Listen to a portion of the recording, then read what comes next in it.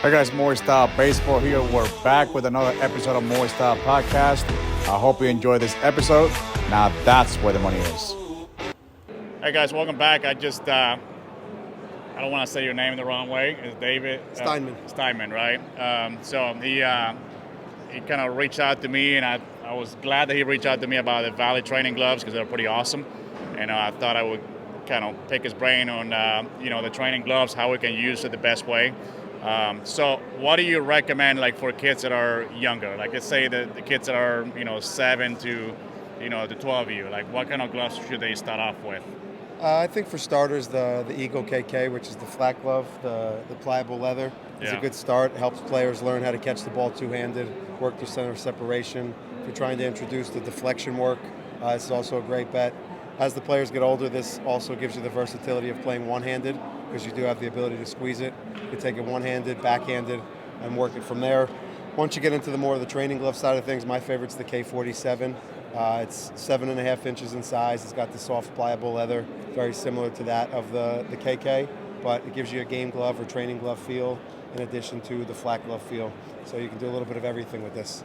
Yeah, that's pretty awesome stuff. Do you do a lot of knee work, or you kind of do a lot more work on your feet, or what's your preference? It depends on what the athlete needs in that particular session. If it's an individual session, we'll typically start with some hand path work. We'll do kneeling stuff, then we'll kind of build it up. We'll do a little stationary work, and then we'll add a little bit of rhythm and flow into it with some timing drills. Yeah. What about, so like I have a lot of kids that, they struggle with, glove presentation, kind of like what you're talking about. So if they're like, let's say they're 12 and up, what do you recommend? Do you still recommend that, or do you recommend a bigger glove? Or what do you recommend? I would recommend this. I think the size of this really forces the players to tilt their fingers down and keep their palm working through the ball. If they're not, with the short size or small size, they're not going to get a clean catch.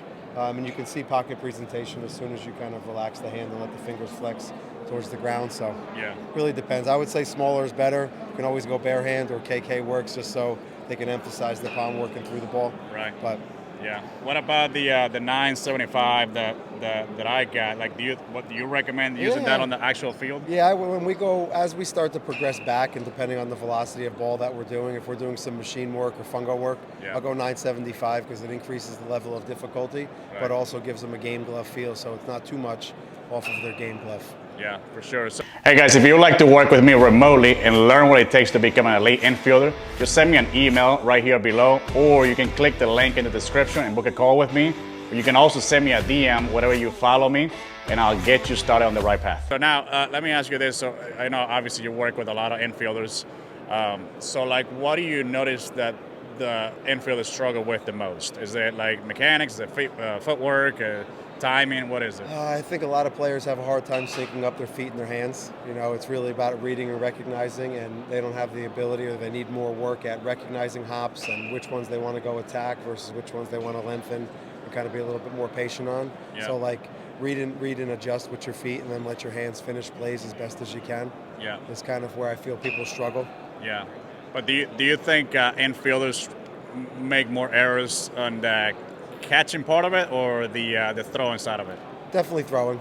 I think from the catch into the throw, people can clean up a lot. I think that oftentimes the ball enters the glove and it's still moving, which is why using the training glove helps the precision on the catch spot. Make sure you kill the spin of it and that you can secure it. And then understanding how we transition from catch into throw. Try to blend those two movements as best as you can. Any drills that obviously you can't really show right now, but any drills that you highly recommend for throwers, like to improve their throwing? I mean, a lot of stationary work, so they can kind of feel their body move, feel their self load into their scap, and a lot of movements through the shoulder blade, so they can feel how their body should move on the first action. And then from there, loading into the back hip and learning how the body sequences. I think the players can improve their sequence and their rhythm when they go to throw. So, I mean, stationary drills and then start to add a little bit more of a dynamic movement to it is always good. Right. So now, are you a big fan of, because I personally like following through behind the throw, but I'm not sure if you do the same. I know it's preference, but are you a big fan of following through behind the ball? Or? I think the players should finish with their chest on their target, whatever that means for them. So, like, I'll have players throw and then exaggerate their breakdown steps with their chest square on the target so that they're not spinning off glove side, especially in a practice when things are going so fast. Players throw, and they're so quick to kind of peel off to the back of the line that they're not getting a good exaggerated follow through. So a cue I use will be chest to target, or nose to leather is one that I've heard in the past from another coach. So yeah, definitely got to follow through. Yeah, no, for sure. I'm not trying to go back and forth here, but what about, because, when I feel like when kids don't have the experience, they're more afraid of the ball. So, like, why do you think that is? Do you think it's mainly experience? Is it timing or mechanics, or what is it? I think it's just a level of confidence. I think that oftentimes when players go into a team setting, they focus on not making a mistake instead of using that practice as time to explore and figure out what they can do on certain things. Us as coaches need to be mindful that practice is a place for them to fail and learn how to do certain things.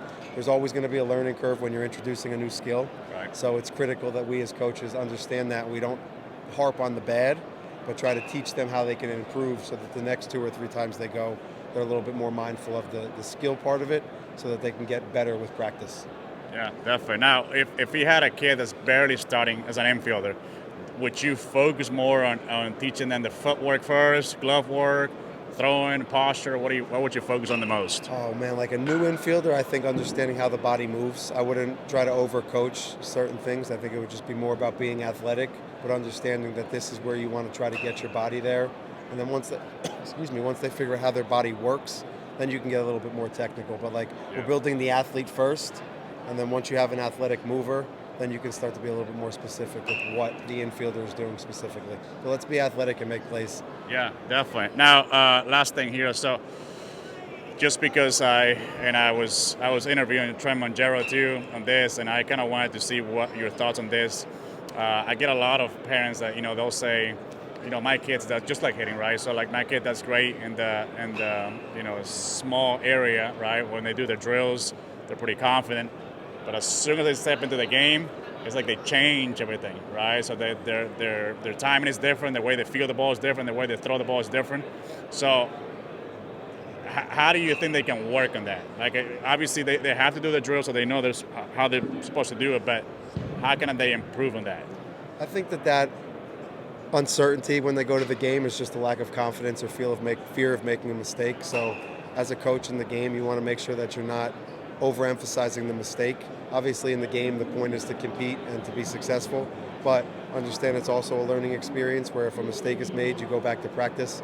Also in the practice setting, you need to try to find balance between controlled reps, where you're telling them what hop to catch on what lane, and then you need to give them variable reps where they're going and reading and recognizing and making decisions. So finding that healthy balance while also understanding mistakes are going to happen. We're not going to be perfect as much as we want to try, and trying to teach them how to be good movers, but also good evaluators and adjusters as they go through. Yeah, definitely. That's good stuff. Well, I don't mean to take up your time here much. I know you're pretty busy with here at the booth, but where can they follow you?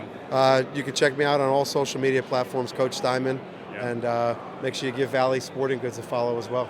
Well, thanks a lot, man. I appreciate you. Appreciate you. It's good to see you. You too. Hey guys, I wanted to let you know my first base online course is finally out. So if you have players that struggle with this, or maybe this, or even this first base online training is not only going to help righties, but also lefties. I know a lot of you guys want to know about lefties, and I put this together for both. You'll be able to learn how to set up on the base, how to position yourself on the field, how to receive bad throws, and how to overcome your fields. So I highly recommend you check it out. Click the link below, or you can go to my website, moystylebaseball.com.